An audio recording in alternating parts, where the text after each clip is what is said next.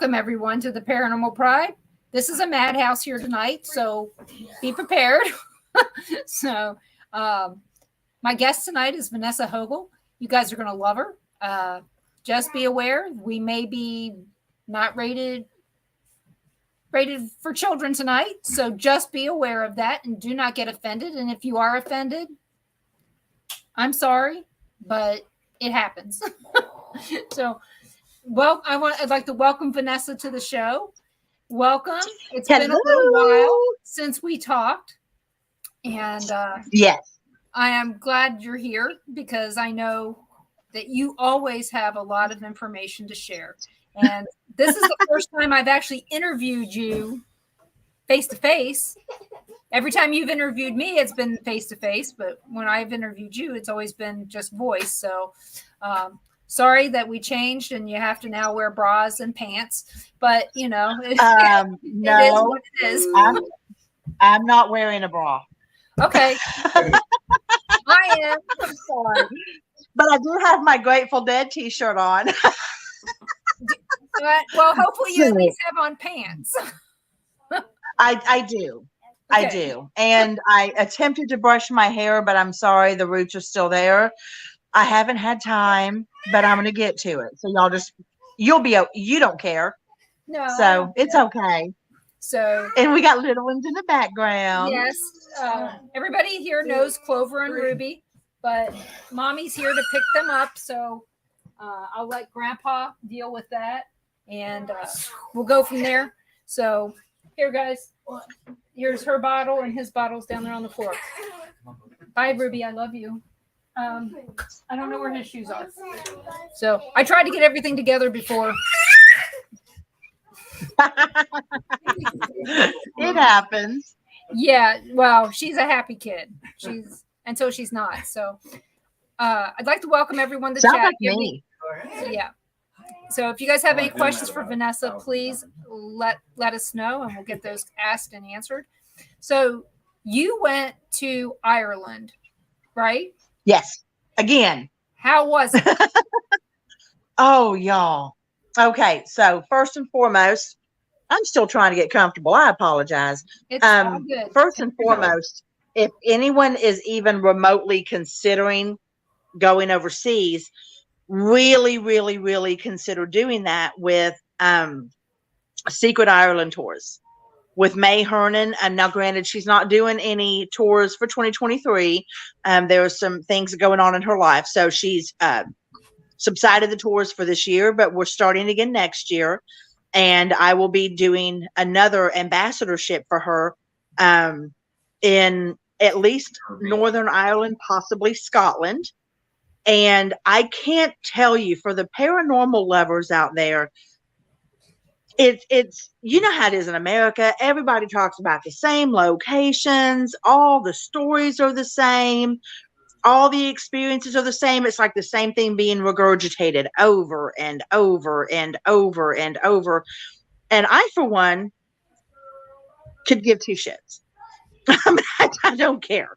It's not something I care to do. I'm not going to pay $75 to $250 to go into a location that I may or may not get something.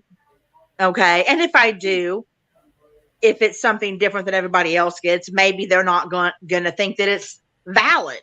Oh, I know. And that's true. Yeah. You know? No, it isn't. Matter of fact, and I mean, I don't know who needs to hear this, but if I'm only hearing one story come out of each location and it's told by hundreds of different people, there's a problem with that, because there's this whole thing called a time frame where, you know, things happen before and things happen after. And if you're not picking up on any of that, you mean like Gettysburg, not everything is a Civil War soldier? Absolutely. Absolutely. Well, in Ireland, you can't throw a stone and not hit somebody who's dead or paranormal activity or mythological activity. Yeah. There's all kinds of stuff that happens all the time. And it's happening without people trying to seek it out. It's just a way of life over there. They are used to it. They don't make a big deal out of it. And it's a true experience, and it's different. I'm not saying better. I'm saying different. Yeah. And different is I actually like different. really important, because that specifies that what you're experiencing is unique. It's And one of the things that, I've had questions about before, what is the oldest spirit you've seen? Is there an expiration date? Why aren't we seeing, T-Rexes? That's one of the questions that's come up before about the oldest spirit that you've seen. And okay, I can answer that. Perfect. I can answer that. I took a video. I was working with team previously. I still work with them. They used to be called NP Paranormal in Sheffield. Now they're called Knox Paranormal. And this was back when I was kind of involved in an online romance with one of their people. That worked out real well, as we all know my life does. And we won't get into that because long distance relationships can only be about 6 inches away. Actually, I am thoroughly convinced my next one's a serial killer. So I'm just going to go ahead and stay single. Okay. I truly am convinced that's where I'm headed. Okay. Let's not go there. But I know, right? But they were at a location in Sheffield, or just outside of Sheffield. And I was on WhatsApp with them and also watching the live feed. And I'm like, and I was filming it as I was watching it, because that way, in case they lost footage or whatever, I would have it for them. Mm-hmm. Girl, I'm not joking. I would swear. And the video is on my YouTube page. I think I was supposed to send you links, and I didn't do it. My brain is. What? It's okay. We can share them later, because you're going to intrigue everyone with what you're going to say, and they're going to want to come back and either watch this again or get the links. So regardless, guys, come back and get the links. And that'll work. Susan, I'm called Demise more times than you want to know. So I am the demise of many things. Awesome. Well, I will show you. I will send you after the show. I'll send you the video, because I should be able to do that. I should be able to send it privately. I'll send you the video of me taping them. And it was the strangest thing. How in like Jurassic Park, the velociraptors are huge, right? Mm-hmm. When in fact, they were actually very small. And when I was filming, I noticed this, and I'm like, what in the absolute HE double hockey sticks, I'm trying to be good, was that? It looks like the shadow of a velociraptor that goes from one corner of the screen to the other, and you hear it hit the wall. Oh, wow. No joke. Would it be okay for us to share that on tomorrow night's show? Because we're going to be going over different evidence and, either trying to debunk it or, mark it up as paranormal. And absolutely. I'm going to wonder if this is like an elemental or something that you're seeing, maybe not a velociraptor, but is it a elemental, like an imp or something? Whatever it was fast. And it looked, you'll see. The other thing is when I went to Staten Island with Julia Siracusa and Rachel Page and everything, and we were there in Jersey filming at a cemetery. The footage that we got there is insane of this thing.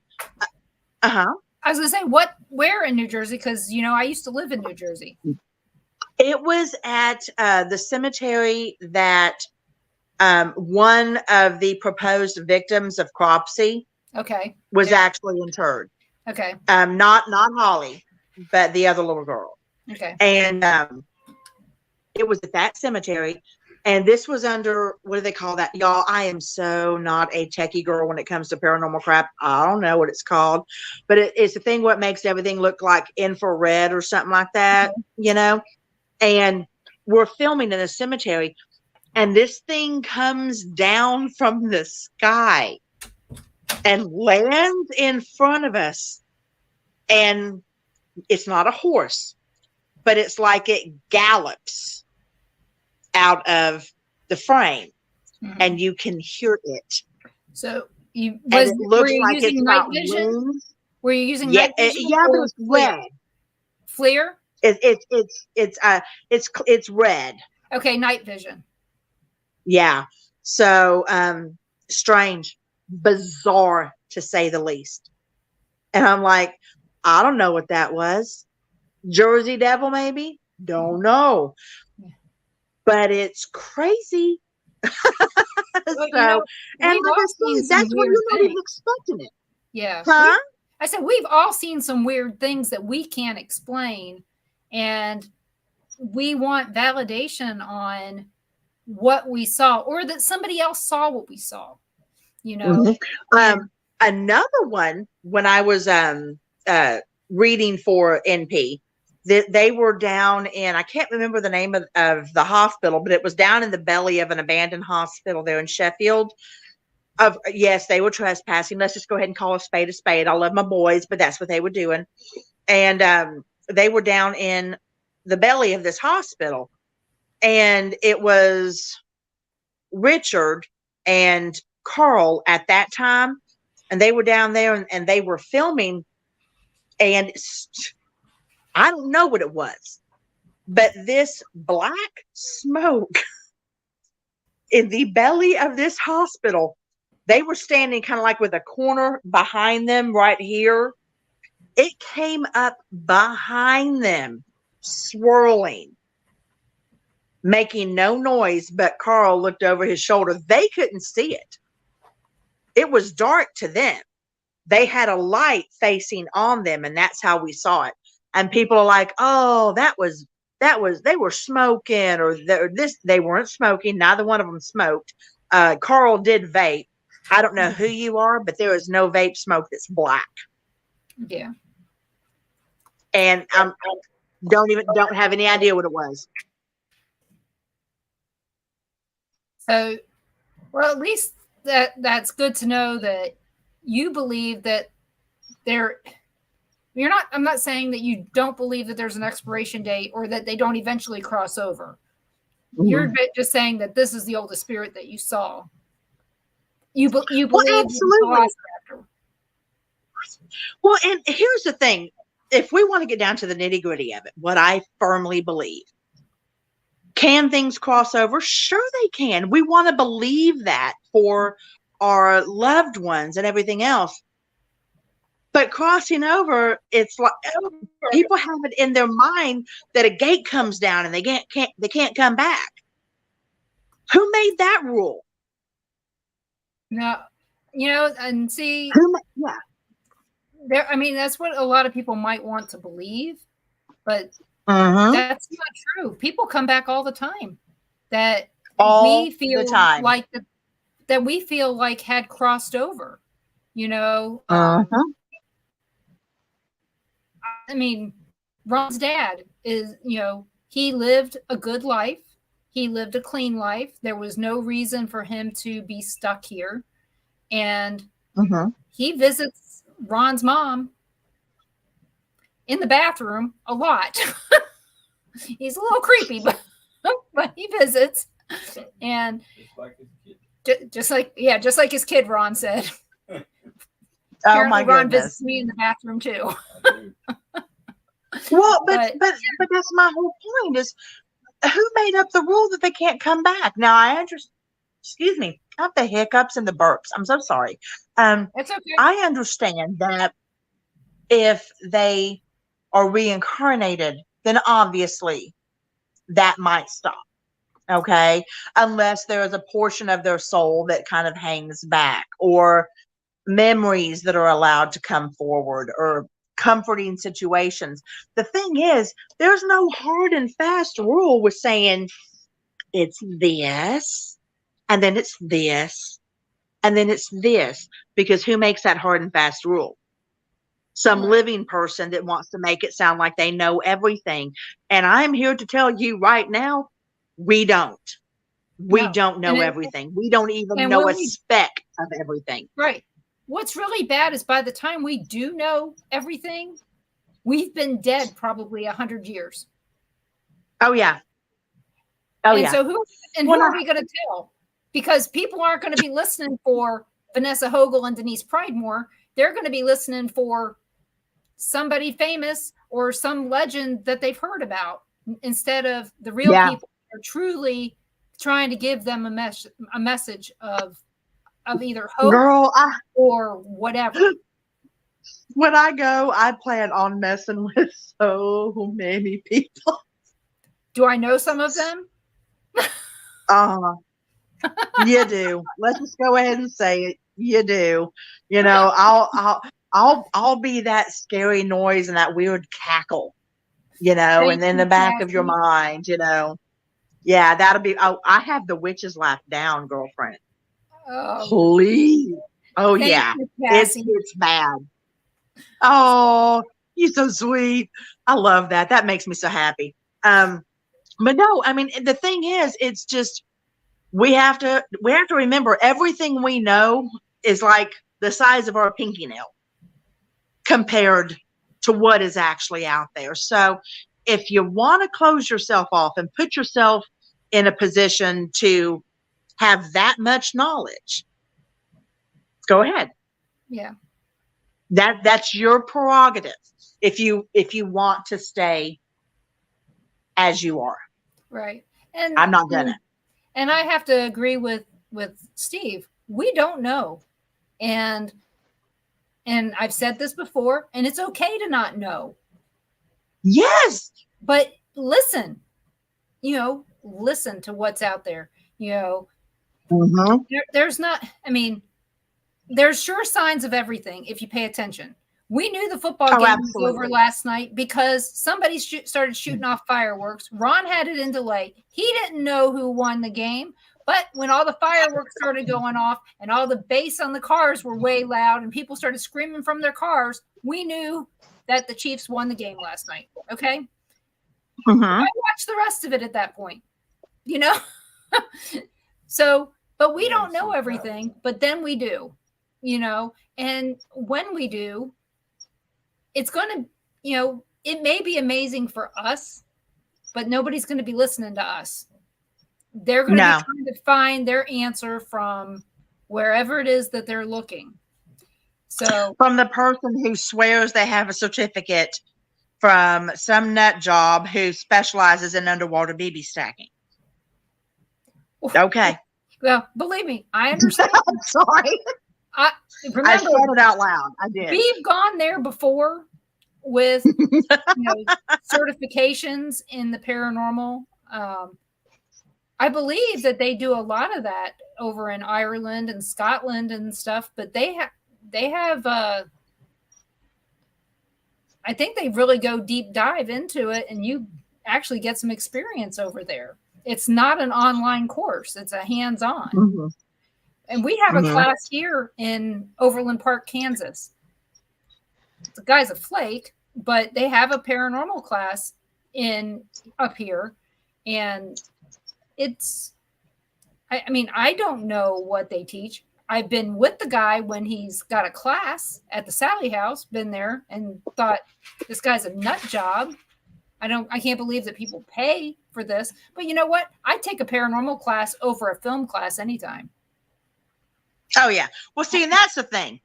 If somebody wants to teach people how to go into a location respectfully, if they want to teach people how to review evidence, if they want to teach people proper equipment equipment, I won't even say proper, equipment that they have had good luck with. If they want to do things like that, I got nothing but love for you. Nothing but love for you. I will not say one negative word about you as long as you're not, butt raping people financially. It's the people that Sorry, I had to say it. That's okay. I meant that. Thank you. I mean, that's a true. I mean, and I build this show as real talk tonight, but it's also true talk. I mean, you're not saying anything that nobody hasn't at least said to someone privately. Exactly. Because a lot of times stuff is said privately that they'll never say publicly. Oh no, I will say it publicly all day long. Oh, I know. Yeah, that's why I'm the redheaded stepchild of the paranormal. But what kills me is the online classes that I've actually looked them up because I wanted to be informed. Mm-hmm. I wanted to be informed of what I was more than likely going to criticize. Let's just be fair, okay? I'm going to call this spade right here, a spade. And I looked it up, and when I see part of the classes being about films, that's where you're getting your information from? Mm-hmm. Are you kidding me? The one industry that has taken everything that we know as investigators when it comes to paranormal, metaphysical, mythological, spiritual, whatever, and turned it on its ear with half-truths, complete misconceptions, and a whole bunch of BS. Yeah. And that's going to be part of your course on how to teach people how to do this? I mean, I understand. Buckle up, Buttercup. You got shit coming. Yeah. I mean, I understand how important it is to go over the filming aspect of stuff, but not how to get it on. This was specific films. Right. And that doesn't help. I mean, that's just saying you're giving validity to something cinematic. Yes. And you can't do that. I know that one of the classes that I took in college was film is lit. Okay. That is different than what you're talking about. We're talking about films that were made from books, that you're having to critique all this information that you're being given in the film. What are you missing? What are you getting? That's what you should be critiquing is what are you missing from this? Why? But the film has no, as far as the paranormal goes, the film has no paranormal value. Exactly. And same as these shows where they do the reenactments. You still have the cinematic effect. You're better off just letting the person come on and talk. You don't have to do the reenactment. Let them talk about what happened to them. We've had, you can't prove it. You can't prove beyond reasonable doubt that what they're talking about ever even happened because we weren't there to see it. And I know that that's what they're trying to do is they're trying to make us see what happened, even though they took theatrical license and made it more fantastical. Yeah. So, Oh yeah. And see, and that was why when I wrote Walking with Ghosts, that was one of the things that was so unbelievably important to me was to have eyewitness accounts of working with me or just being with me during a particular situation. That's why that was so important to me is because I could tell you everything that has ever happened to me, paranormally speaking, and you might be fascinated, but would you believe it? And should you believe it just because I said it? You got to have critical thinking skills, regardless. Exactly. Exactly. And I talked about this a few weeks ago about being skeptical and not being gullible. Sometimes skepticism is beautiful. It is. And it helps the other person. Like if you're telling me something, I'm going to ask my questions, whether I'm not trying to be offensive, I'm trying to learn. And asking those questions is going to help me figure out, because we know that you believe this happened to you. Okay, that's the first thing. We know that you believe it. The second of all, have we heard this story before, and how many times has it changed? You know, things like that. You're going to be listening for this stuff. One of those things is like the Travis Walton story. How many times has he told that story since the 70s? And it's never changed. Mm-hmm. And I noticed that, you know, when he talks, he's looking right at you. He's looking right at your face when he answers your questions. So, and this is in person, you know, that I've seen this. And so, do I believe that he believes he was abducted? Yep. Do I know that he was without a reasonable doubt? No, but I believe that he thinks he was, you know. Mm-hmm. And he's so detailed in it. And I think that that's the thing that you need to listen for, the details, because in those details absolutely. is the facts of what they actually experienced. Because if they can just say, "Oh, I got scratched," and walk away, they're not giving you any details. What was going on? Why? Mm-hmm. Be able to remember the circumstances, especially if it was that fantastic. Mm-hmm. Well, it's like when I was, and I've told the story a million times, and it's in my books, but it's like when I went to New Orleans for the first time. I'm there with 3 other girls. So it's 4 of us total. One's a doctor, very dear friend of mine, her sister-in-law, and another, and her sister. And we were all at Mother's, which is like a restaurant. It's so cool, by the way, in the kind of between the Garden District and the French Quarter in New Orleans. And we had finished up eating. We were standing outside. We had the itinerary map type thing that we had to go to different places in New Orleans, and we wanted to hit a couple more things before we had to leave. This was our last day. And Cha-Cha, quit it, honey. And I wanted to see Marie Laveau's tomb so bad. That's really all I wanted to do, and I hadn't got a chance to do it yet. Yeah. And there was no way possible, with how far away we were from it, that we were going to be able to do that. Because we had to lock you out. Exactly. And so that's the last thing I remember, is saying how much I wanted to go. The next thing I know, I'm standing in front of her tomb. Now, this is why eyewitness accounts were so important, because when I first began to channel, I didn't have any control over the me that was me. Mm-hmm. So it's like the me that is me would be pushed completely to the side, and something else would hop on in and drive me like a taxi. Okay. So I didn't know. I just know I was here and now I'm there. And that's all I know. I didn't even know the distance. Come to find out, when we were talking about that outside of Mother's, all 3 girls said my head just kind of went plump and plopped down to my chest and then flopped back up. They said I was completely blank. There was nothing on my face. And they said I turned and I just started running, but not running. They said it was a fast walk, but they were running and couldn't keep up with me. This is how I got dubbed with super spidey speed. Go figure. And I'm 5'2", short little legs. Jackie Joyner Kersey, I am not. Okay.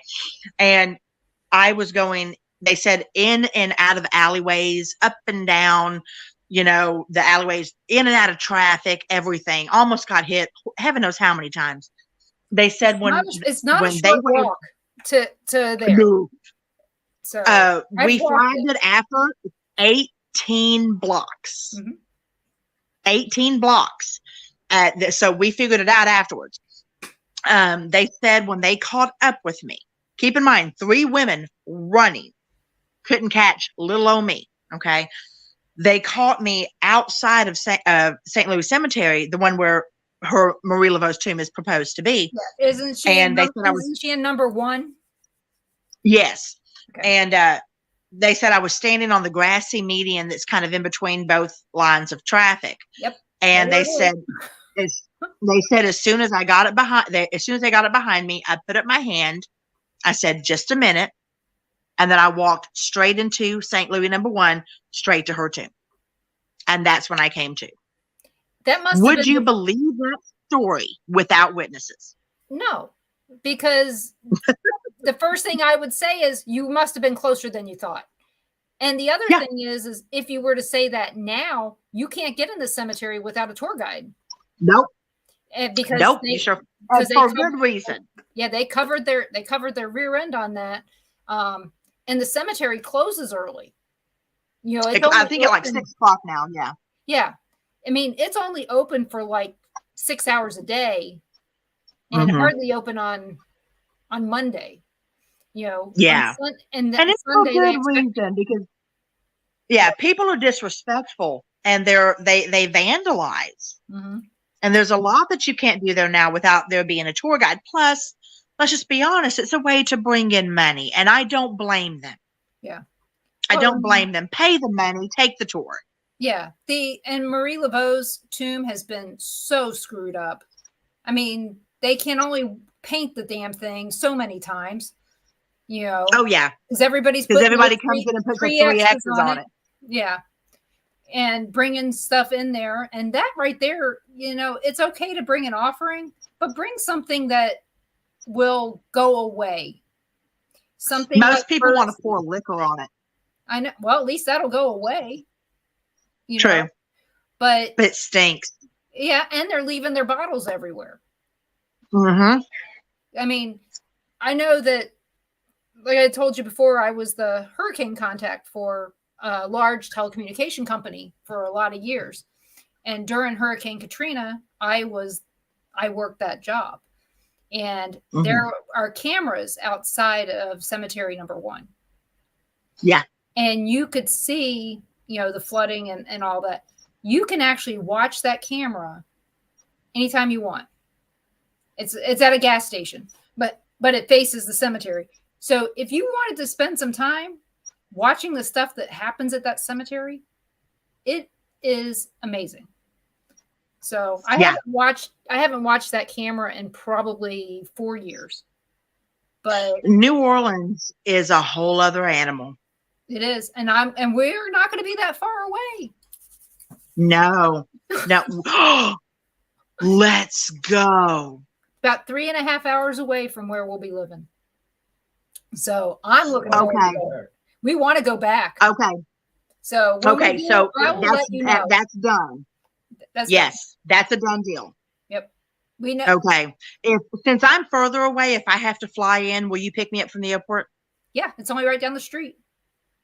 It's about 10 minutes away. So. Okay. So, and if you drive, you can always come stay with us too. That's true. That's true. But I'd like to leave my car here for my mom.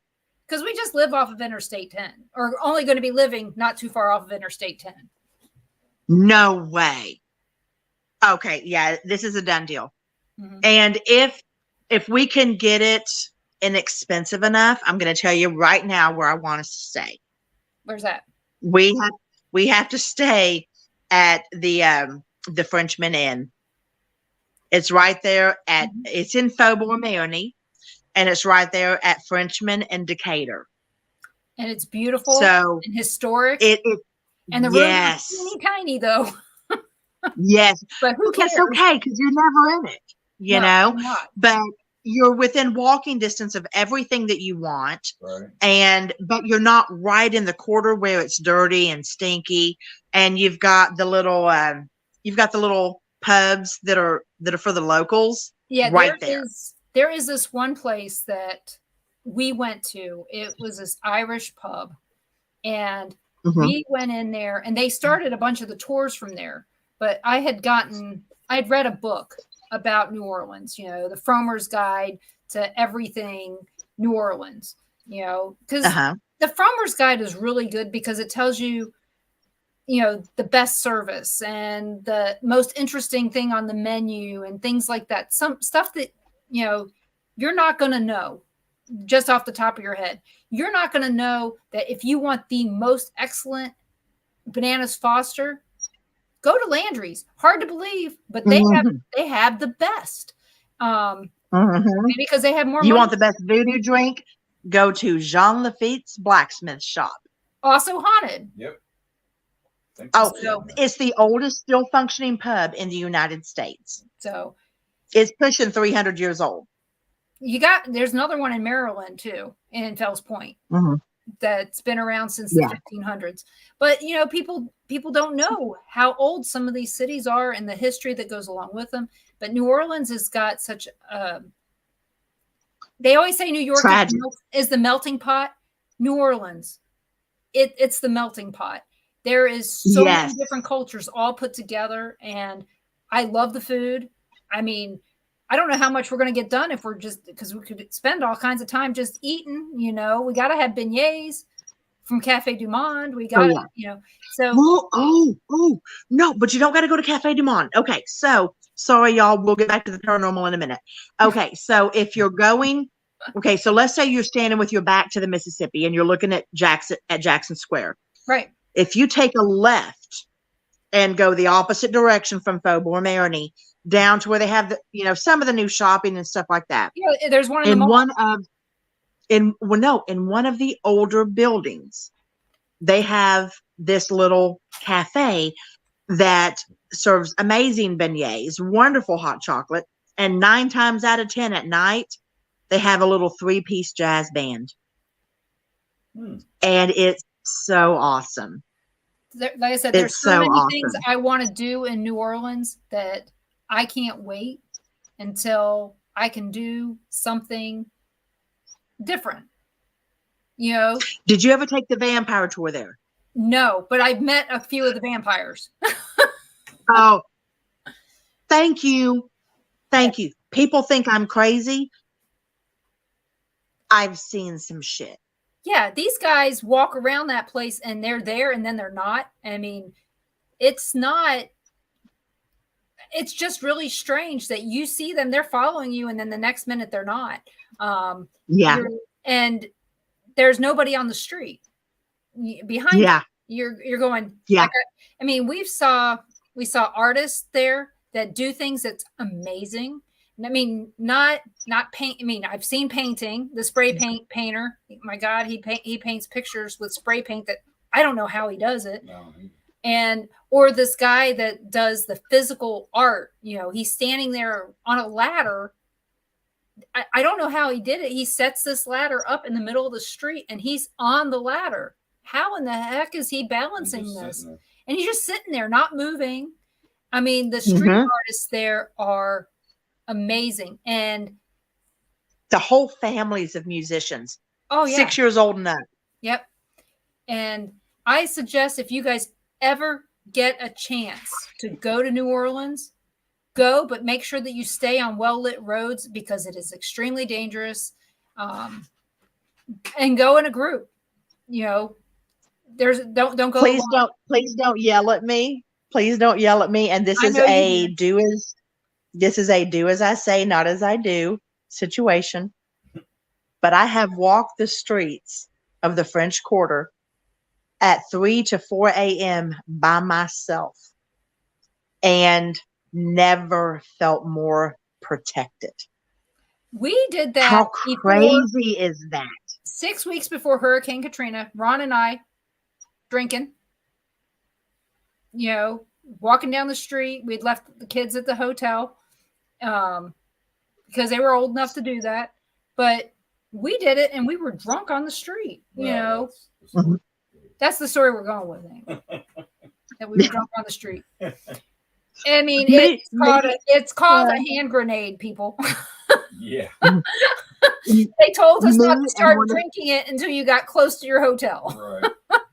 Me and one of my doctor's friends sat on the steps of the Supreme/Appeals Court, drunk as so much bad stuff. Okay, going Supreme Appeals, Supreme Appeals. It was so bad.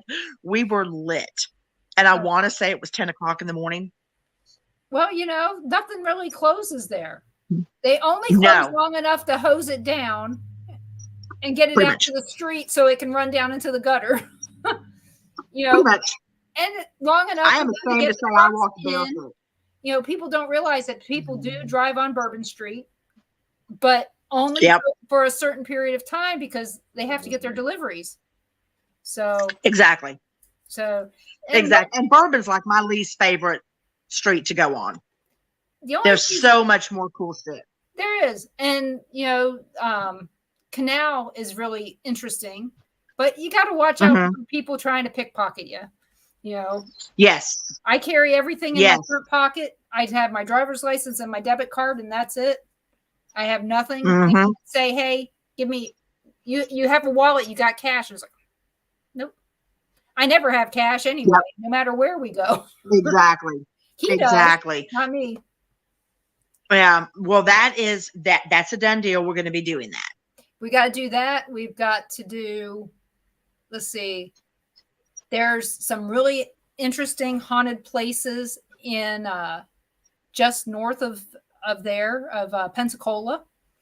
There's a couple plantation homes down there. I have been interviewing people who live in the area and asking them basically to give me a verbal tour of all the things we need to go and see. So that I'm not going to walk in and be the new person and not know squat. So I want to know. Okay, so I got to ask you: you've talked to a few people? Mm-hmm. Okay, so did one of them mention drownings? Yeah. Okay.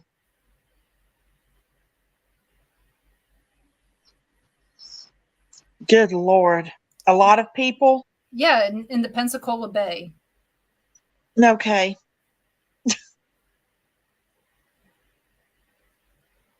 Okay.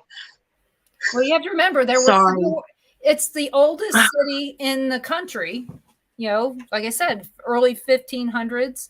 I think it was 1535. And there were Civil War battles, not to mention that they have many forts between New Orleans and, well, the tip of Florida, you know, all along the Gulf Coast, there's all kinds of forts. There's probably, you know, the saying, damn the torpedoes? That's from Dauphin Island, which is on one side of Mobile Bay. You've got Fort Morgan on the other side, and then you go down the road and there's another fort and another fort and another fort. And so I don't have them all down yet, but I have been to Fort Pierce Fort Gaines and Fort Morgan on different trips. Well, the one with the drownings is the one you need to focus on first. That's where that park that I believe me go to. Right. There's a park called the Bluffs, and it's about an 0.8 of a mile walk, and you get walk it and get to the beach on the bay. And so I've been kind of obsessed with that one. But what's strange is that if you look at the area that we're looking at, there is multiple bays. You know, you've got Pensacola Bay, then the Escambia Bay, and then you got another bay. I don't even remember the name of it. I've been focusing on streets and, you know, crime, looking to see where I want to live. And plus, there's no good way to get around. There's so much swamp. And I know you've got the same thing going on down there. You can only have roads in certain places because you got water everywhere. Yeah. So I got to see my first gator in the wild. Did it chase you? I was only like 10, 15 feet away from it. So you but do know my dumb ass was to run in a zigzag, right? Oh goodness. Well, my dumb ass stood about 5 feet away from a cottonmouth. I didn't know. That's much more dangerous than an alligator, I believe. A little bit. Because they can strike a lot faster. That's probably the other thing that I'm looking at is, you know, I've been looking at flood maps as well, because the flood maps will show you where the streams are as well. And want to make sure I live near a stream, not a river. You know? Yeah. Because You Oh don't yeah. usually have crocodiles in streams or alligators in streams. You have alligators in rivers. They need more Yeah. water, and they want something Yeah. brackish as opposed to something fresh. The last Yeah. time I saw an alligator in Florida was at Fuddpuckers in Destin. I love Destin. Yeah, me too. It's been that first trip that we took to New Orleans, we went to Destin after. So Mm-hmm. that's been a little while, but like I said, 6 weeks I'm after going to Katrina. I'm going to St. Augustine Now, see, that's March the place I 3rd. want to go. Yeah, I've been there. It's fun. I want to go there. I also want to go up to Savannah. Mm-hmm. Oh yeah. Which reminds me, our friend Frank, long time ago, sent me a postcard from the St. Augustine Lighthouse that I still have to this day. Mm-hmm. So, The fort there is super neat too. oh yeah. In fact, Super neat. in fact, Super in neat. case Frank is watching, I still have this thing. He's probably gonna forget that he got it for me. What is that? Oh, It's- is that a starfish? Yep. Yep. In a That's bikini. awesome. Yep. In a bikini. Oh, that is awesome. And so when I was working on today, I had an epiphany the other day that I can't drink a lot of wine. And you've met Dara and Caitlin, and they gave me this beautiful box that said there's always time for wine, and it's supposed to hold all your wine corks. Well, since I can't drink, I put seashells in it. I saw that and I'm going to steal that idea. Yeah. All I did, I mean, I used acetone to wipe the words off of it, and now I've got this. I told Ron, I said the only thing I need to find is my pink sand from Harbor Island, because Oh, it's pink. I mean, it truly is pink sand that I got off the beach and brought home. Shh, don't tell customs. So I brought it from the Bahamas, and I think putting that in there would get a nice contrast. So. I think so too. I think that'd be wonderful. But you guys have a Is pink sand beach down there as well in Florida. I just got to figure out where it is. Oh, same. Yeah, I want to check that out too. Yeah, I can't. I hate to keep going back to this, but the one where there was like multiple or mass drownings, that's really important. Okay. That particular area is really important, and I want to say that they're also telling me that there was like a real and I don't know if this has anything to do with Civil War, if this was industrial. There was a large fire. There was just in the same area. Well, north of town, I know for sure that one person died in an industrial fire in Cantonment a few years ago because air gas exploded. The company Air Gas had explosions there. And so that was, I think it was in 2016, because Cantonment was one of the places that we were looking at. And then what was funny is both the people that I interviewed from the Pensacola area both told me, don't move to Cantonment. It's like, but we had already come up with that conclusion that we weren't going to move there because they have an international paper, and international paper stinks. They also have, usually wherever you have a paper plant, you have rats. Oh yeah. And I know this for a fact because when I lived in New Jersey, there was a paper mill behind our house and we had rats. Mm-hmm. And gotcha. So I already, as soon as I saw the paper plant, when we went down there the first time, I said, well, this is out. And off we went. Not going to do this. No. So, oh goodness. Yeah. I will research that and find out. Yeah. Because it just started rolling. Because you figure, depending upon timing, there could be ships that went down in the harbor. Mm-hmm. We don't know. We're new. Could be. We're new. It could be. And we're looking at it from the standpoint that we don't know any history at this point. Yeah.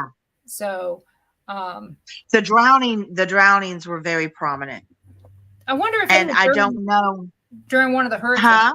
I wonder if it was during one of the hurricanes. It could be, I guess. If it is, it feels like it was an older one. You know what I mean? Mhm. Not something that would have been within the last 20 or 30 years. It feels older than that. Yeah, like I said, I don't think anybody's died from any hurricane drownings there in that area in a while.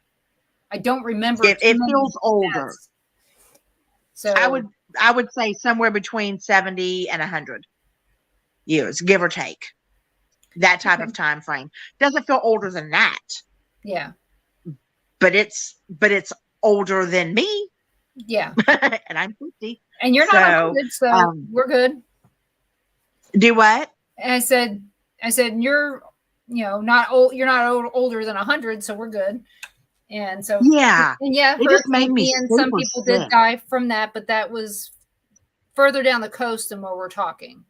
The last one that hit Pensacola was Hurricane Sally, and it tore up the bridge for 98, and it just reopened not that long ago. The bridge. It's not from that time frame. No, this was just 3-4 years ago was Hurricane Sally, because we were down there when Hurricane Zeta hit, and that hit the same year as Hurricane Sally. And that's the reason we went, was to see how the houses held up from the storm before we decided to purchase a house. So you know what? We're almost at commercial time. So everybody, please come back. Take this time to go get yourself a drink, go to the restroom, anything like that. And we will be back in just a couple minutes.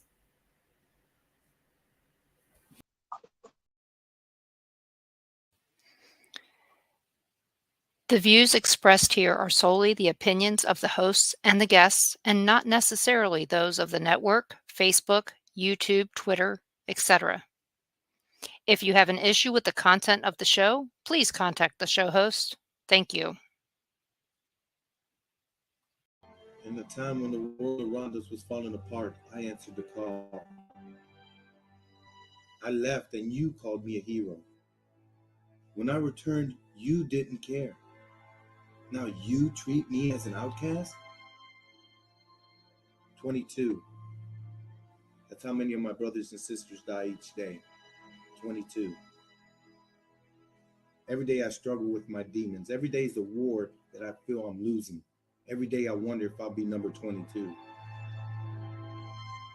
I fought so you could keep your freedom. The least you could do is acknowledge my existence.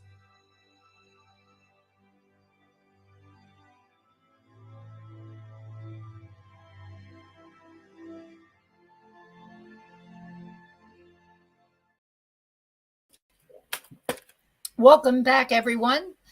I'm Denise Pridemore, and you're listening to the Paranormal Pride. And my host tonight, or my guest, she could host easily. My guest tonight is Vanessa Hogle, and her nickname from me is called the nMedium. And so far, you haven't heard why, but she has taken up that pen name and into her books and signs them now the nMedium. And I take full credit for that. As you should. Well, we've got an unusual relationship, me and you. We met through these shows, and we became friends. And it was after your first trip to Ireland that we actually met. I heard you talk about that trip and everything, and I was so excited to hear about it. And I don't even remember when that trip was, that the first time you went. Okay. So first time in England was 2016. That was England and Scotland. Then Ireland 2018, I believe. And then Ireland again in 2019. And then again in 2022. Okay, so I met you in 2018 then. Yes. And it was a fast relationship. And Yeah. we've ran into, well, not ran into, we made sure that we saw each other in different places at times. So, and, you know, random phone calls here and there, which most people don't know this, but I don't usually get on the phone. I usually just Same. text message or whatever. I'm not a phone call kind of person anymore. I like talking to you. I like talking to everybody, but I'm not going to call you most of the time. If you want to call me, go right ahead. I might answer, might not. But but it is what it is. I mean, you and I share a lot of the same values. We're both hardworking mothers. You know, we both have husbands that your ex was in the military. Mine was in, you know, my current husband was in the military. We share a lot of different things that are very similar. And I think that that's just how we got to be. I have to say we're actually friends. You know, yeah. And it feels like when we talk, it's like no time has passed. And and Vanessa is one of the people that if I've got a question to ask and I feel like somebody else may judge me for it, she won't judge me. Because she's like me. She believes that I don't know is a perfectly good answer, or I'll find out is a perfectly good answer. And so keep that in mind. If you've got somebody who always knows the answer, and I know sometimes I do always have the answer, but I don't always have the answer. So keep that in mind. It's important to admit that. I have so much more respect for someone who will look me square in the face and say, I honestly have no idea, than someone who I can tell that they're reaching, trying to find something that's going to convince me that they know what they're talking about. Nothing is going to convince me quicker to not trust you than to have you make something up to make yourself sound better.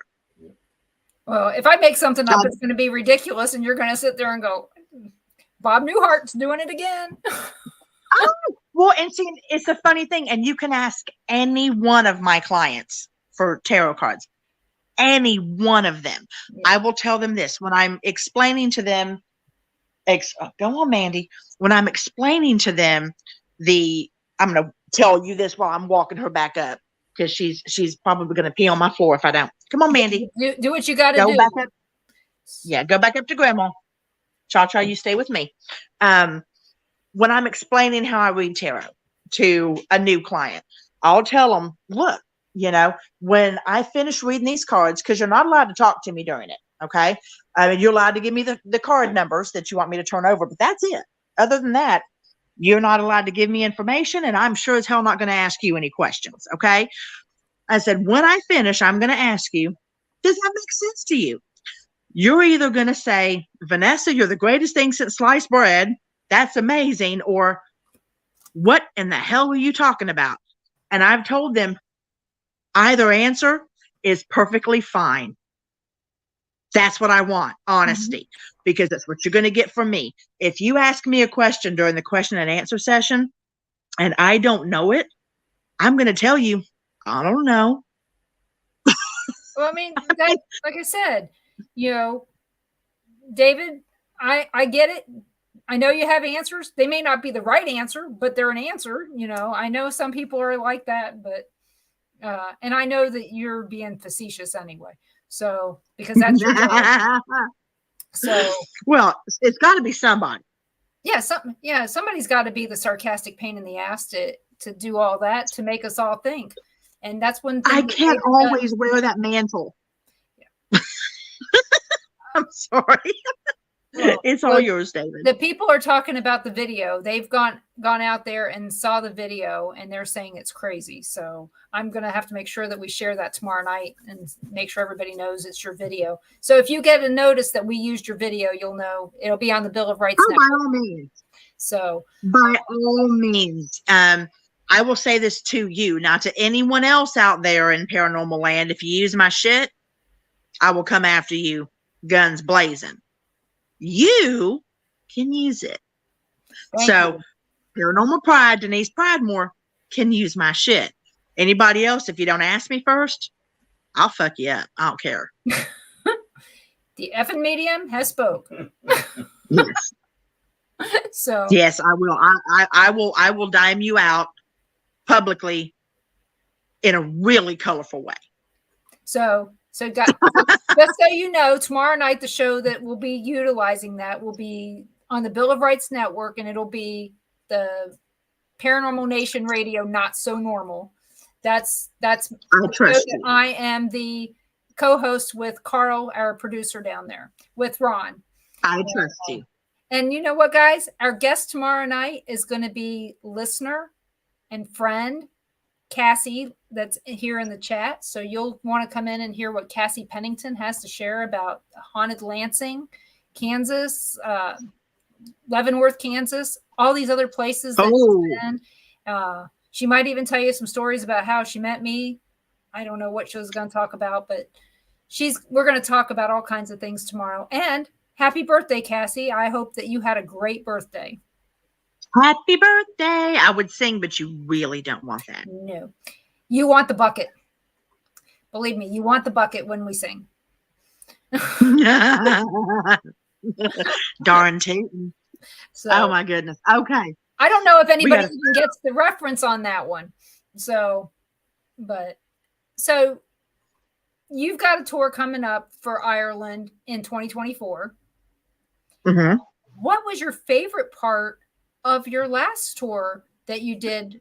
Oh, okay. I have two. I have two favorite parts, and one shouldn't be my favorite because it hurt. I actually have three. Oh, good gravy. I have three. Two of them hurt. One of them was quite lovely.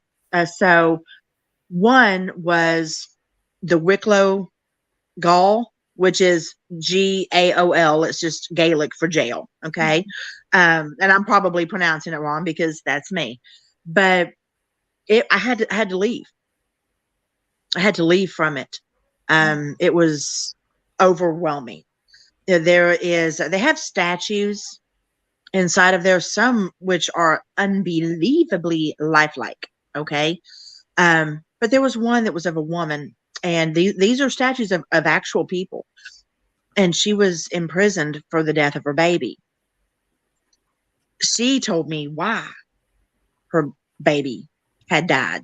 She didn't know what it was called, but she told me the hows and everything of it, which would have been SIDS today, which you would never be prosecuted for if it could be proven to be SIDS. Right. But she was. And it was too much. It was too much. And I actually had to leave. And what was really interesting is one of the waitresses downstairs, because they have like a little, not a diner like we think of, but like a little place to have lunch, if you go there, because you have a tour and everything else. It's really neat. And one of the waitresses just kind of saw me as I was walking out. And because I was just, all color was drained from my face. And she's like, "Are you okay?" And I'm like, "No, ma'am." And I walked out, and my friend Rachel was with me. And I was trying to compose myself and bring myself out of this, because I'm the freaking ambassador for the tour. I can't be like this. Yeah. And she came out, and she actually made me feel so much better, because apparently this particular spirit follows her a lot and talks to her. And so she knew exactly who I was talking about. And so that was one of them. The other that hurt me was we were in a church. I want to say it was St. Michael's, but I'm not 100%. That was in Dublin. And we went into the catacombs underneath. And I don't have videos of this on my YouTube, but I've got it on my Facebook. Y'all, I never in my life thought I would be able to reach out, and I didn't. But I could reach out and pick up a skull or a leg bone or a pelvic bone.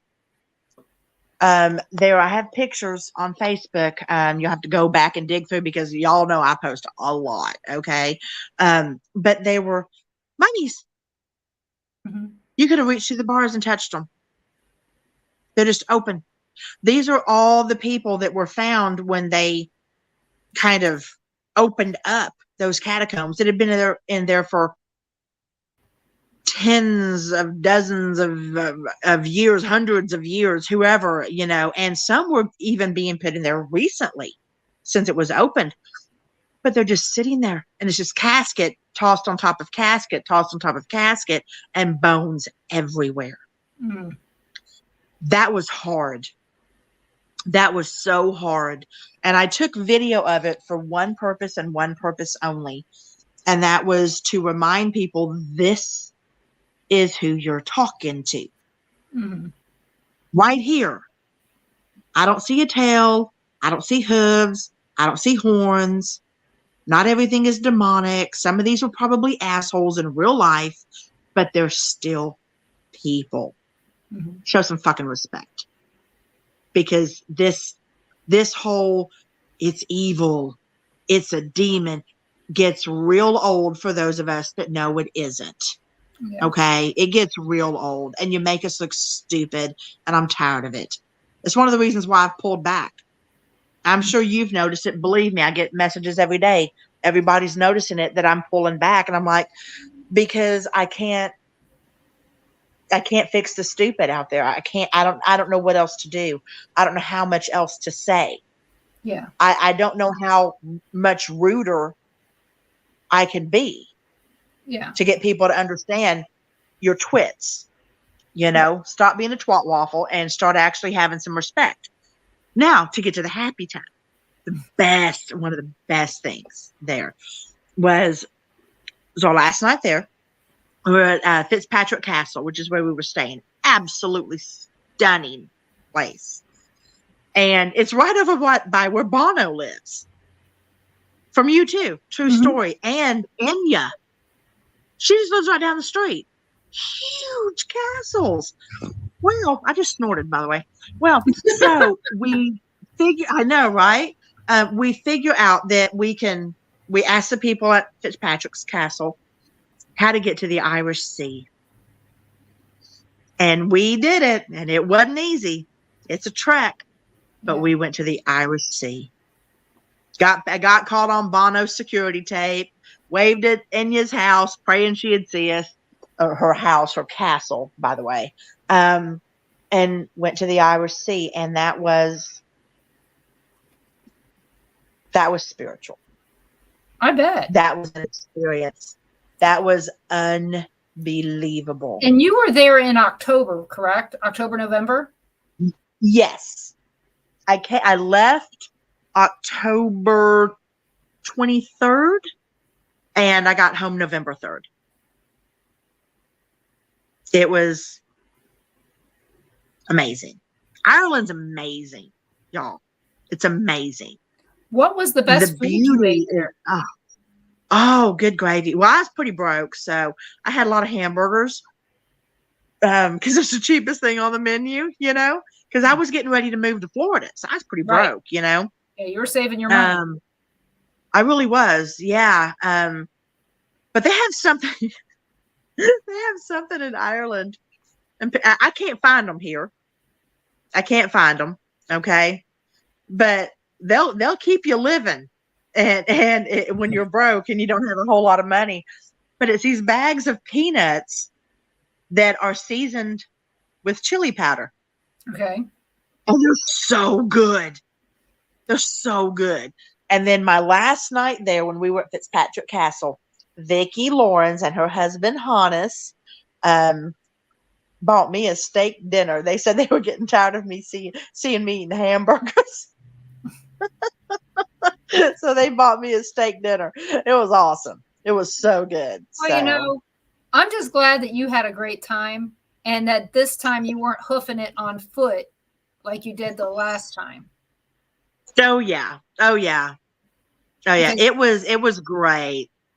Because when you guys did that tour, I mean, I know you guys were touring when you went that time before that, and I know that you and Gwen ran so much that you probably had blisters on your feet. Well, and this time when I was there, I did something so stupid. I bought shoes off the internet, boots off the internet, off of Amazon, thinking that'll be fine. That's all I need. With relatively waterproof. Yeah. Girl, they were half a size too big and almost a full size too big. I realized that when I got them, there was nothing I could do. I couldn't go out and get any more. So I wore those shoes the whole trip. And I was very injured. I mean, my shoulder, I'm going through acupuncture now and anti-inflammatory therapy, trying to not have surgery. But I even went 2 or 3 days with my arm in a sling in Ireland because I couldn't raise my arm above my head. Oh, I know all about that.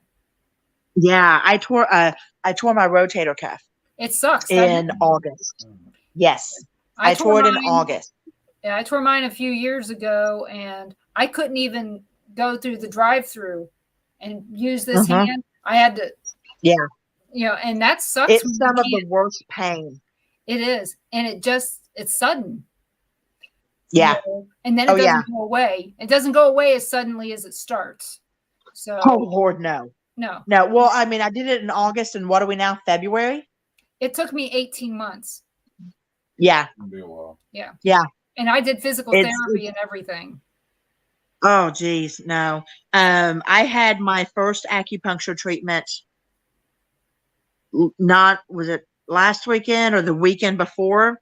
It was on a Saturday. I can't remember. I think it was the what day are we? We're on the 13th. 13th. I think it was the 4th. Yeah, we're I think it was the 4th. The days are just running together this month already. Mm-hmm. So it just they do. Like New Year's was just the other day, So oh yeah. We do have but from Joshua. Yeah. Mm-hmm. He asks, what book would you suggest he start with reading of yours? And I'm going to answer first. I think you need to read her Rebel Witch book first, because they'll give you a lot of insight into Vanessa. Well, here's the kicker, and you're going to love me for this, because I found a way with, or you might not, but you can get it on Kindle. Okay. Because I pulled my previous books from my last publisher, I couldn't publish those again under the same titles. So what I did with my new material, with a new book, a short book, I added 4 of my previous bestsellers. So on Amazon, if you just put in Vanessa Hogle on Amazon, and it'll pull up my book, They Would Have Burned Me. And in They Would Have Burned Me, it starts with the new material. Okay. Then you have, in their entirety, nothing is left out.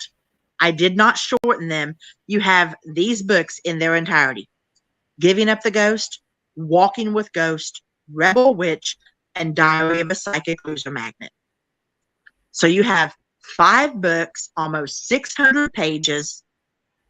That's in the paperback form. The paperback is $35.99, but keep in mind, those books were $15.99 a piece. That's 5 books. Yeah. So basically, you're getting the books for half off, and they're in one book. Or you can get it on Kindle, and I think it's $9.99 or something like that. Yeah, on Kindle. The paperback is getting pulled in July. Because yes. Why? Because I said when I put it out there that I was not going to have it out for over a year. Okay. So it'll remain on Kindle. Yeah, so it'll just be a limited release. So yes, the paperback is a limited release. I'm not going to keep a $36 book out there forever. I'm not going to do that. Yeah. It's $10 on Kindle if people want to do that. But those books will never be in print again. So ever. So there you go, Joshua. Go get They Would Have Burned Me. And I think you'll enjoy it, because I've read 1, 2, 3, 4 of your books. and I gave you input on the Diary of a Psychic Loser on the color. I think I told you something along the lines that the other color that you were picking, it just kind of made my eyes hurt. But you know me, I'm always going to tell you what I think that people are going to want to hear, you know. Well, and here's the thing, and this is what people need to know about my books, is I'm not sugarcoating nothing for anybody. If it happens to me, I'm going to talk about it. If it hurt me, I'm going to talk about it. If I learned from it, I'm going to talk about it. And in Diary of a Psychic Loser Magnet, which is in that book as well, again, in its entirety, it's not, that part's not a huge book, but it's an important book, because not only did I really share some of my most horrible experiences of my life, but I owned them. Yeah. I owned them. And I learned what I was supposed to learn from them. And I accepted my responsibility for putting myself in certain situations where I would have to learn those lessons. And that is so important, and something that people just don't want to do. And I figured, you know what? If I can help one person, just one, own their own bullshit and come out the better, it's worth it. So all my dirty laundry is out there. And then, of course, when I wrote this new one, I had a little bit extra to put in, but it's added into the beginning of the new book. Yeah. So, yeah, I'm weird. I share. No, you're actually just honest, and I think that's probably the reason why we may be different in some ways, but the respect is there, and that's, you know, we're a lot alike, but yet we're different, and it's complementary to our. Yeah, agreed. Oh, did you freeze, honey? Denise, you froze, babe. Yeah, she's you don't know. You're back. Okay. It happens every show. So hopefully when we move, it won't happen anymore. But we have crappy internet here in Lewisburg, Kansas. So I understand. For those of you who don't know, there was an event that I went to years ago now, and Vanessa was the first speaker. I got to this event and didn't even check in. I went straight to the speaker's room to hear her speak and did not care if anybody knew I was there or not or whatever. And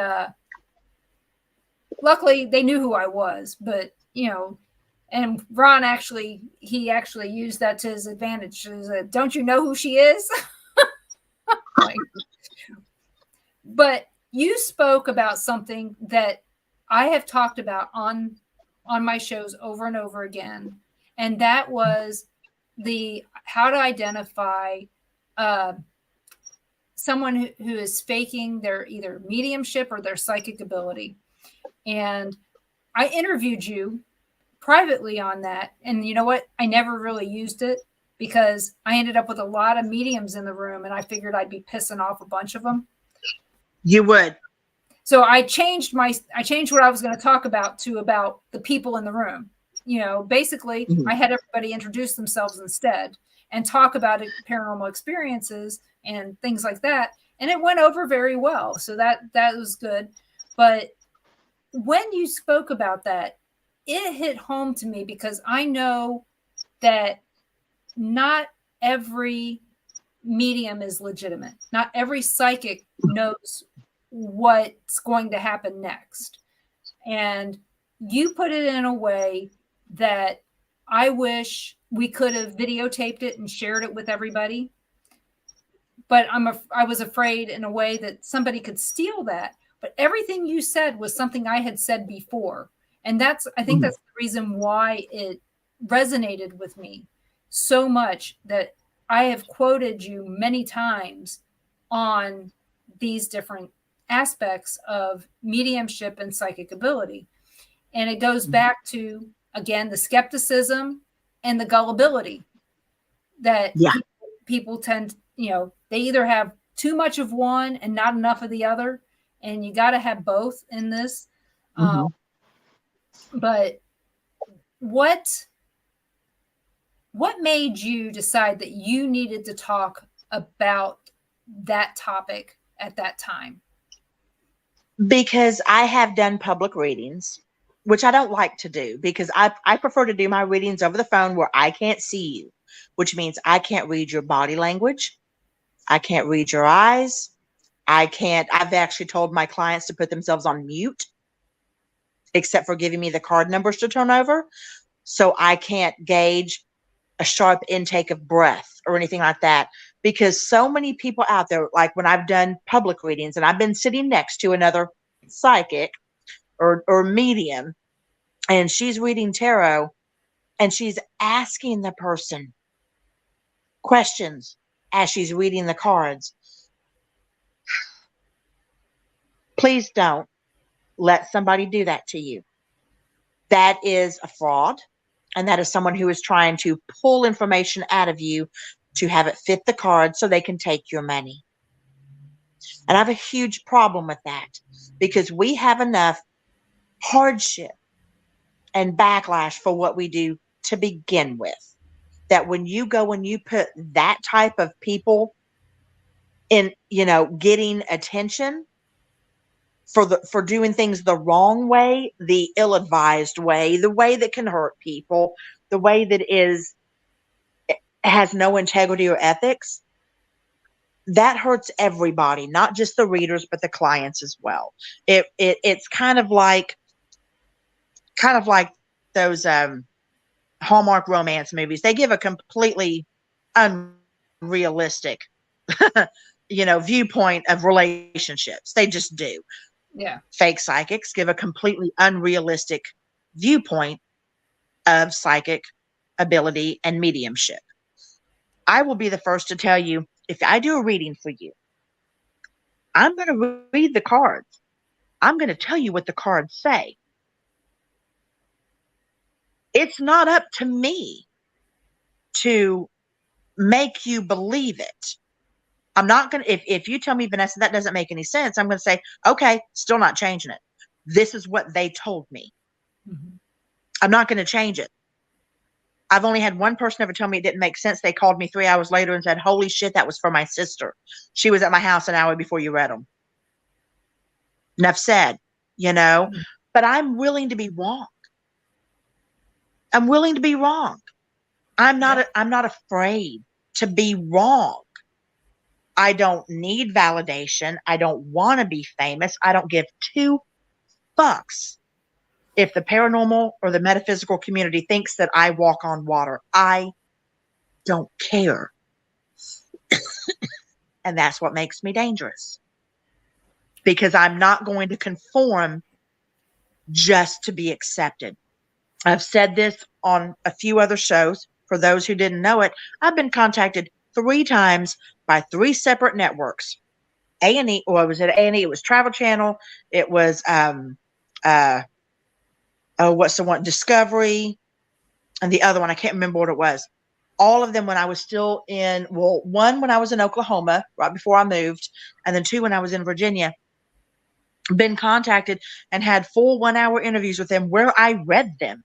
Mm-hmm. Random person, because they wanted to give me my own show, not to be a guest on somebody else's show, not to have 5 minutes on the show. They were offering me my own show. And the first words out of my mouth were, just so you know, I will never fake anything. And that's why I don't have a show. There's too because much I'm not going to do it. already on TV. Mm-hmm. Exactly. What good am I doing to somebody if I fake it? Yeah. Yep. I mean, seriously, I want someone to answer me that question. I've actually posed that question before, and I was told, no joke, well, if it makes them feel better, isn't that helping them? No. No. You know what? One thing that we all know, sometimes the truth isn't pretty, and sometimes it doesn't feel good, but it's the truth. And guess what? Exactly. We have to accept truth for what it is. It may not be what you want it to be. It's not what you want to hear, but you need to hear it. Yes. I've So, actually turned down doing readings because I knew right off the bat, before they even asked me what they were going to want me to tell them, and I'm not going to do it. If I already feel like I'm going to be causing trouble by telling you the truth and it's going to hurt you in such a way you can't recover from, I'm not taking your money. I'm not doing it. and the thing I is have I a know job. that that's fact from when Vanessa says it. So I have this ability that is kind of weird. I know which medium psychic that somebody needs to hear from. If they come to me and they say, I need a medium, I take what information I know about that person and I match them to the right medium to tell them what they need to hear. So if you need to hear it hard and fast with no sugarcoating, it's Vanessa. But you're going to get the truth. And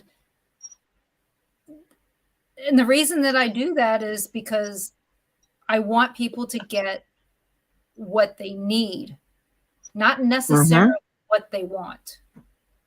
Exactly. So Exactly. for people, if I tell you you need to see Vanessa or you need to talk to her for something or you need to schedule a reading with her, that's who you need to do it with. Don't go to, some public psychic out there or medium out there that you saw on TV.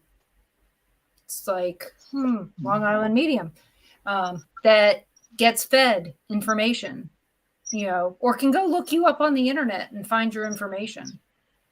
I found out, and this, y'all, I was livid because I've done gallery readings. And you could actually ask the people I've done a gallery reading for.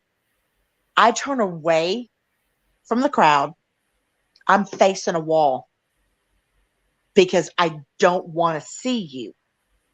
I need to get the information kind of, for lack of a better way of putting it, in a virgin state where it's not tainted with any outside stimulus. Right. Which is why I love doing these over the phone.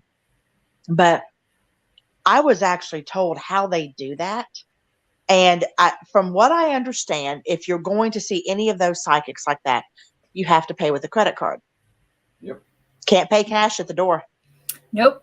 And Why? Because you can't go the night of to get a ticket.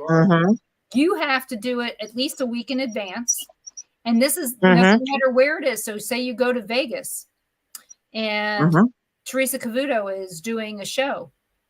Well, if you didn't have your ticket a week ago, you're not seeing her tonight. Exactly. And they plant people in the line. Or to they strike have up conversations with you. Or they have microphones. And I mean, to strike up conversations. Like in Vegas, there's microphones everywhere. They can hear you in the bathroom. So needless to say, they got it made there. But yeah, she was appearing at, went out there one year to see our daughter for her birthday. And she was in the Orleans. She was going to be there. And I saw, the disclaimer and everything on there. And I told Ron, I said, told you. And I told my niece, I said, stop paying to go to these things. If you want to know what your dad has got to tell you, let me focus for a little while and I'll tell you what he's got to tell you. Exactly. Even though her dad hated me. And just because I'm like you, I'm me, I'm like this. He's talked to me a couple times and that's it. He doesn't have need to let it be. Let me give the people that are watching an example of how easy it is to fake it. Okay. And I did this. You'll remember this. I did this during that talk. Oh, yeah. So I'm in a grocery store and I walk up to you. And I'm very timid at first. And I come up and I'm like, darling. And you look at me. And I can tell you're of a certain age like I am. Darling, I need to tell you something. Do you know how proud your mother is of you? You tell me what's going to happen after that. Waterworks. Oh yeah. And not only that, Waterworks. they're going to go, oh, why? And you've already got them drawn in. I mean, I've seen and then she's going to be like, because above it all, you thrive and you hold your head high, even though the pain is just too much for you to bear. Keep in mind, she's already looked to see if there's a wedding ring. She's looking at the clothes. Now, I'm not talking about just Teresa Caputo. I'm not even saying her. I'm saying anybody. Yeah, this could be anybody. Just a random person in the grocery stores already reading. They're looking at, they're looking at the clothes. They're looking at how you interact with other people. They're looking at what you have in your grocery cart. They're looking at your shoes. They're looking at whether or not you've had your nails done. They're looking at how you keep yourself up. These are all the things they target to see where the chink in your armor is. And that little bitty, teeny tiny chink in your armor is where they go. They already know that odds are you're at a certain age, your parents are more than likely deceased. Mm-hmm. And if, let's just say, if your mother isn't deceased, she's like, well, my mother's not dead. Oh, you know what? I bet it's your grandmother. They look so much alike. It's exactly what they will do. Now, let's go a different direction. Not to toot my own horn, but I'm me. I'm on the phone with you.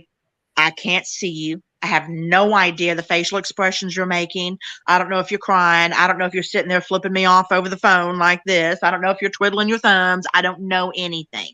And I tell you, and this actually happened. I know, right? And I tell you, I have no idea who this person is, but she's 5'7", 145 pounds. She's wearing this particular outfit. She has brown hair, but it comes to about right below her chin. It's a little bit more fluffy.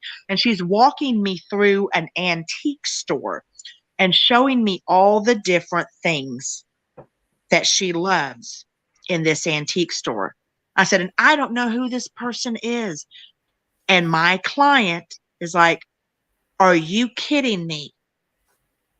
And I said, no, honey. I said, this person, I said, you're the fourth person I've asked because she has come to me every single night and I've had a reading every single night and she will not tell me who she belongs to. It was her mother. She was my fourth reading of the week. It was her mother who died when she was 15. She was in her late 40s, early 50s, and her mother used to own an antique store.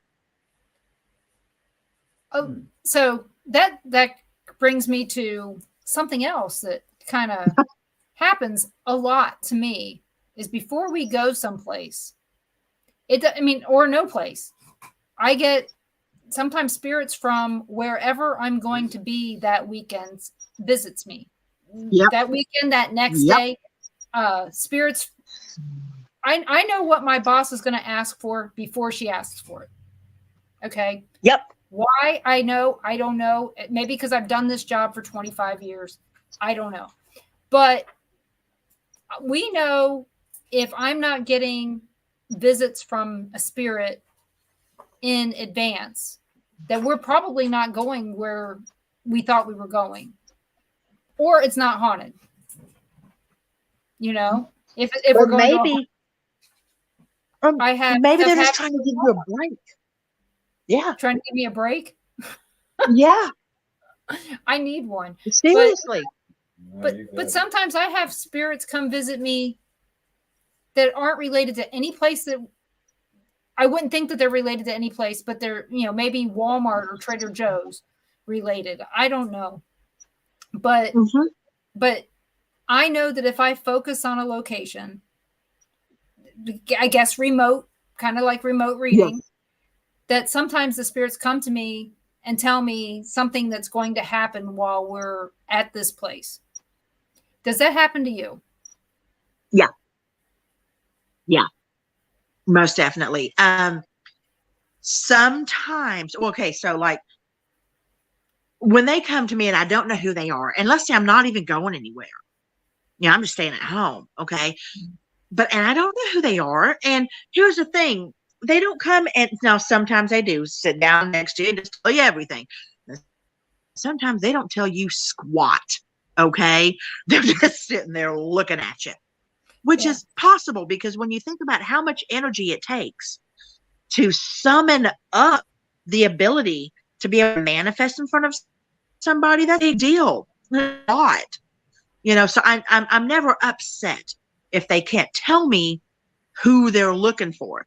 But when it gets to that point and I can't figure it out, I draw them. Mm-hmm. And that is when I'll go to social media and say, this might be nothing, but this particular gentleman has come to me. I have random images in my head that I believe are coming from him, and I'll disclose those if I have a buyer, basically, not for money, but if I have somebody that recognizes him. Mm-hmm. And I keep my page public for this reason. And I swear it happens. Like one of them, the person contacted me privately through DM and they're like, is this him? And they sent me a color picture of the drawing I did. It was the same picture. Their photograph, my drawing, complete stranger. We didn't know each other. Not on each other's friends list, nothing. I couldn't pick them out of a lineup. How did you find out that you were? How did they get? It shows up on their. No. It shows up on their feed somehow. Because my page is public. Yeah. So my page could show up on anybody's feed, or somebody they knew saw it or whatever. I didn't even really ask them. It happened with Noreen Sampier-Balovich. I was getting ready to do a show with her and I was at work. It's back in Oklahoma. And that's kind of my rule. Leave me alone at work because it gets kind of sketchy. But this fellow wouldn't. And he was like right here in my mug, the whole second half of the afternoon. He hit me at lunch and he wouldn't leave.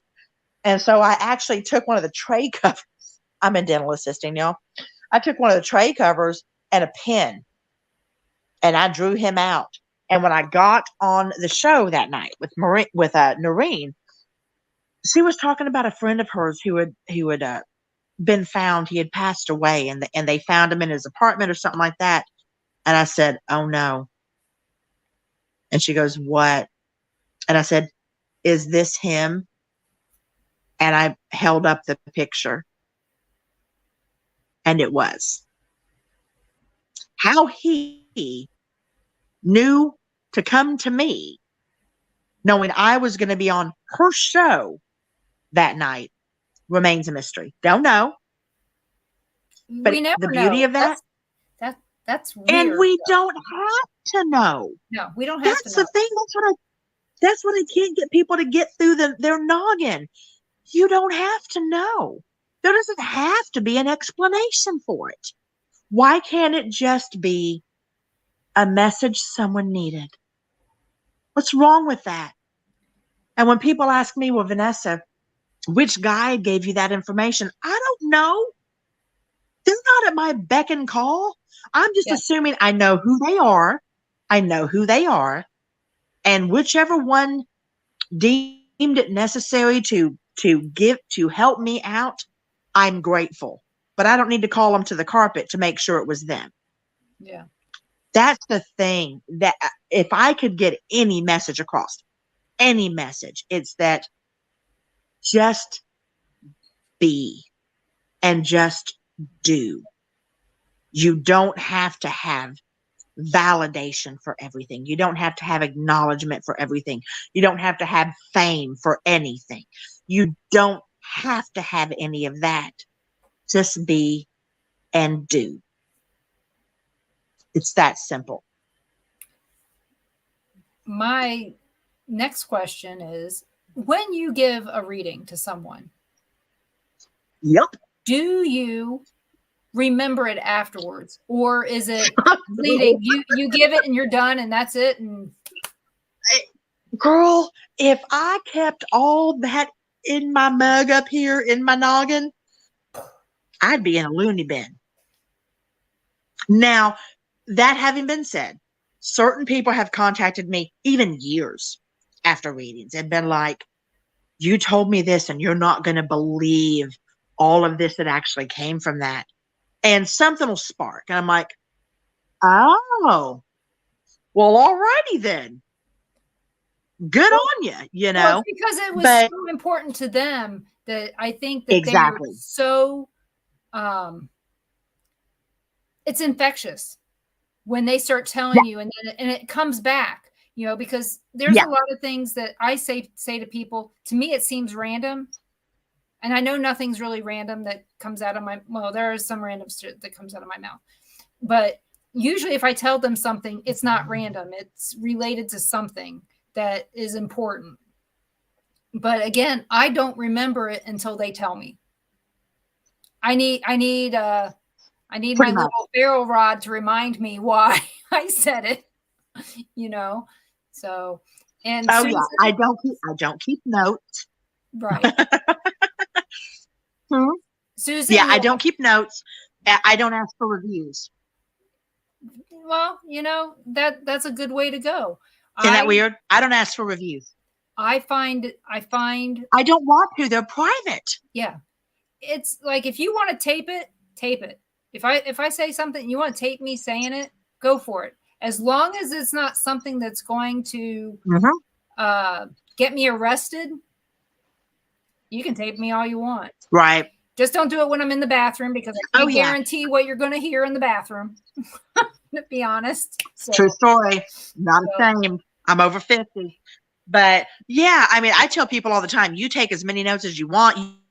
You put the phone, doesn't hurt my feelings one bit. Yeah. Because I'm not afraid of anything I'm going to say, even if I go through the entire reading, and it hasn't happened, but it could. If I go through the entire reading and you tell me, Vanessa, that makes no sense, tape that too. That's okay. Doesn't hurt my feelings. But for me, I don't ask for reviews, because so many of these readings, a lot of private, really private information comes out. And it needs to stay private. It needs to stay private. And plus, there's a lot of people that might want a reading, but they don't want their family to know they got one, or they don't want their boss to know that they got one, or something like that, because of how weird people are, you know. I mean, we're going through a whole another, you know, witch hunt when it comes to certain things. And so I tell them, if you choose to put something out there, that's fine. Do not do it for me, because I don't love you, don't need it. I don't care. I've never wanted to do this for a living. I do it to help people, and I charge so I don't get used. Yeah. Simple as that. I've got one final question for you that is related to the paranormal. And this one is you said the word spirit guide. That brings up another thing that I hear a lot. And it's random stuff like, my spirit guide is Saint Michael. My spirit guide is this famous person. How in the world do so many people have the same spirit guide that's, you know, randomly somebody of historical fact? Word first. Okay. I'm going to tell you mine, and then I'm going to explain them. Okay. I did not know that this was the case, but one of my main ones is Kali, and I did not know that she required a blood sacrifice. And I was drawing pictures of her in my imagination, drawing pictures of her the night before I went in for an ablation, because I was all jacked up in the whole girly parts. Mhm. And I was one of the few that apparently all of that stopped with that ablation. It's like less than 3% of the people that happens to. She came to me a lot after that, because I guess sacrificing the idea of any more children, because I couldn't have them, y'all. So, and it was do this or shit was going to get really bad for me.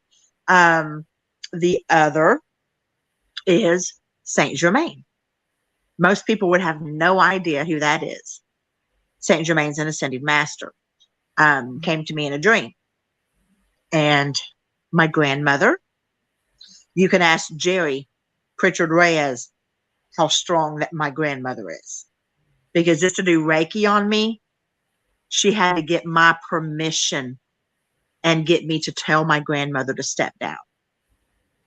My grandmother, I was born on her birthday, and she has stayed with me ever since, for the most part, except for, certain times.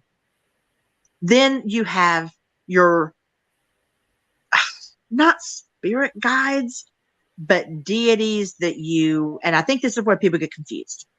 There are spirit guides, and then there are deities that you respond to or relate to or feel a connection to. And that's what I truly think. Yes. Like the Morrigan, Bridget, Minerva. Oh, y'all, my connection to Minerva, a Roman goddess, is insane. I spotted her 3.5 foot tall statue from the Louvre.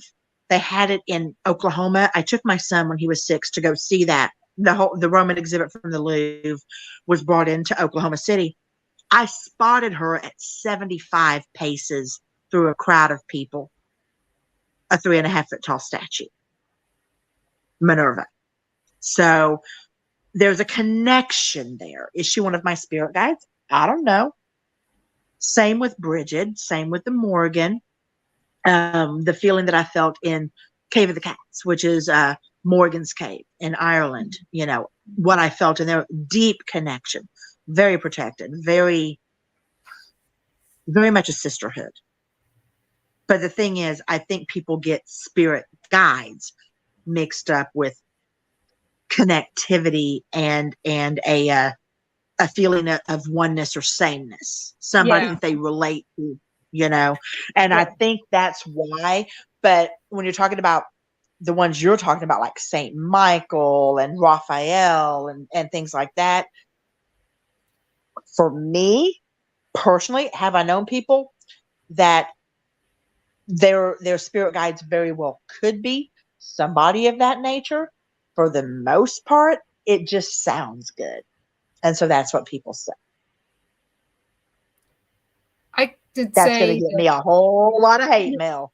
Well, the thing is I think that when you were saying about Minerva and Morgan and all this other stuff, it could be the same thing with, you feel a kinship with Saint Michael or with Saint Nicholas because of certain things that are in your nature, and you feel like that it's coming from outside of you as opposed to from in you. But it's different than a spirit guide, and I think that people get it confused. I do too. I really do.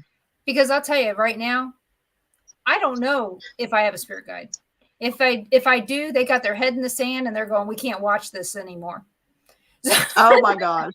So that's where I am. See, I just gave you another idea for a shirt or something. My spirit guide has his head in the sand. Yeah, he can't watch this shit no more. I love it. But I've given you some great ideas. In our friendship, my idea was the tarot cards that you created your own set, and I helped you with some stuff when you were doing your art stuff and all that. And I'm always going to be here for you. So right back at you, hon. What are you working on now, art wise? I'm working on my Redbubble and my Society 6 pages. I really that's the thing is I love the paranormal. I love the metaphysical. I love to combine the two with art, but I'm a whole person. So I'm not just that. So I'm working on home goods. I'm actually working on photography and travel pieces and things that would reach a larger demographic and hopefully bring them joy, something that would bring them comfort or that they would think was pretty, or it, because I'm not just the fucking medium that talks to dead people. I'm not just that. None of us are just anything. Yeah. And so I think part of my journey has been figuring out the best way for me to be me, but that includes all aspects of me. And so I'm bringing in all those other aspects of my art as well. I've started designing book covers for other people. Had some real success with that. I'm doing wallpaper. Go figure. My work, my paintings and everything are actually on furniture on Society 6. My paintings, my photography, my graphic art, which the furniture is kind of expensive. But if anybody's got some bucks out there, go to my Society 6 page. Love you. But I do even simple art, and I've put something out there that I wanted to do a new set of tarot, but they raised the prices on printing those decks to such a degree that I would really have to charge a lot of money, and I'm not going to do that. No. And I I'm mean, not going to do that to people don't realize how many cards there are, and you'd have to get so many sheets, 72, and you have to have so many sheets that are printed the same way to do it, because of the fact that it has to be economical, and it's so much. Well, they went from charging $11 a deck to $35, almost $40 a deck just to print them. Oh. Which means I've really got to charge to make a profit because I have to count my time in it as well. Yeah, I'm not going to charge over $100 for a deck. Right. I'm not going to do that. Yeah, no. You charge $45, you've already lost money. Exactly. So what I am going to do, and what I've put the offer out there for, is on my Facebook page. If you go to my photos, which are available to view to anybody, there is I can't remember how I labeled it. It's something like inspiration photos for oracle photos or something like that. If anyone purchases those, now I have it to where if it's one photo, it's this. If you buy more than one, it's this price. More than 5, it's this price, so on and so forth. The only thing is, if you wanted to buy 5 of them and give them out to other people, you got to ship them all to you, because I'm not going to pay for shipping for every single one of those. Okay.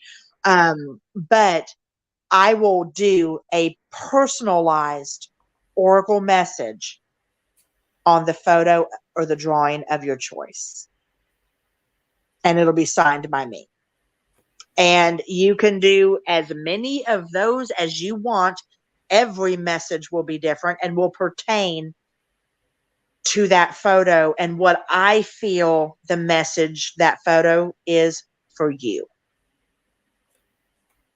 That's the best I can do, because I am just not gonna charge people an insane amount of money for a deck of cards. I'm not going to do it.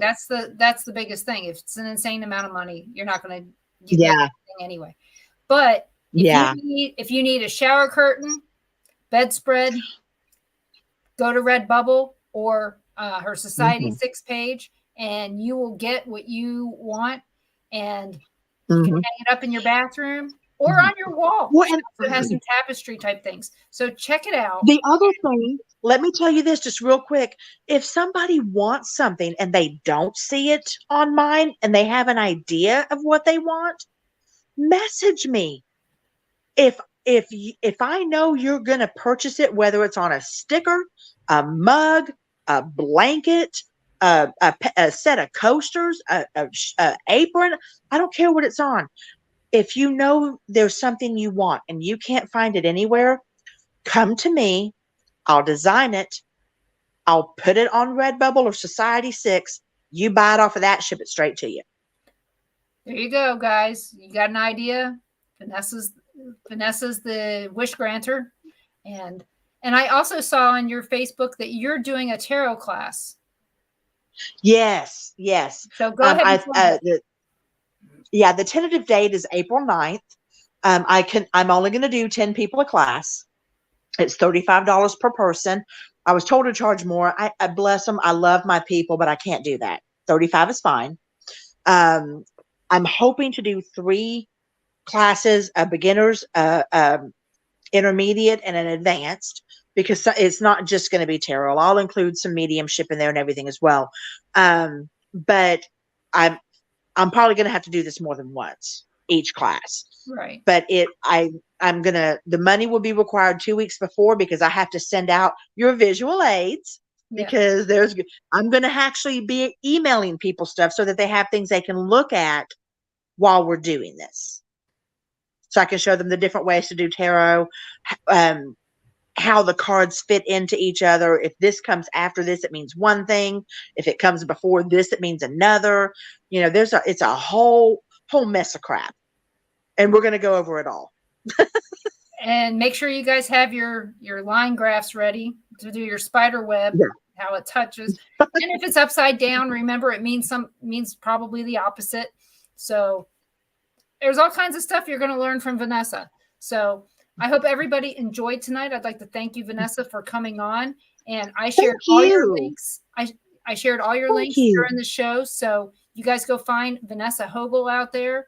You can find her on the internet. You can find her on Facebook. You can find her on Instagram. And she is a great resource but make sure that you're respectful of her time, because she does have a day job just like I do. I love spending every minute that I can with her, because she's such a wealth of knowledge. But join us here next week when my guest is Brian Holloway. We got somebody coming from across the pond to talk ITC. And then tomorrow night at 5 p.m. Central on Paranormal Nation Radio, Not So Normal, we're going to have Cassie Pennington on, and we're going to be looking at some photographic evidence and see what we can find in it. Is it paranormal? Is it not? And also next week, we'll be talking about what we find out in the house in Ozark. So I hope that it's something good, because I've been getting visits already, so I know that we're going. So it's going to be interesting. So join us here for all your paranormal information, whether it's fact or not. No, it's always going to be fact.